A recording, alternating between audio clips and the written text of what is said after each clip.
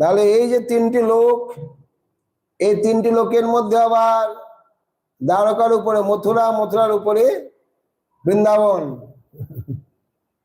সর্বোপরি হলো বৃন্দাবন ধাম, যেখানে আমাদের স্বয়ং ভগবান কৃষ্ণ লীলা করছেন।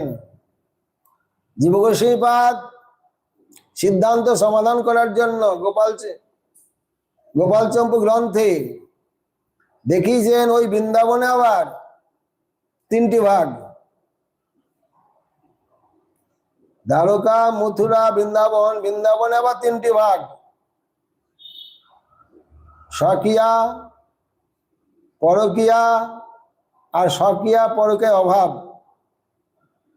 যেমন লক্ষ্মীনারায়ণ, স্বকীয়াও না পরকীয়াও না,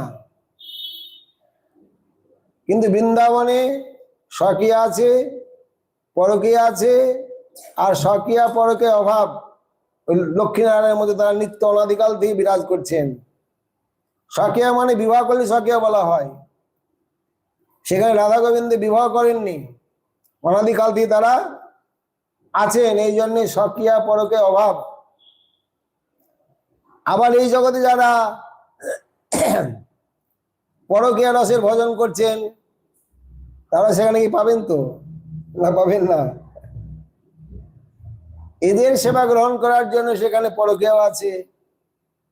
নিম্বার্ক সম্প্রদায় স্বকীয়া, তারাও সেখানে যাবে অনেকে, তাদের জন্য স্বকীয়া আছে।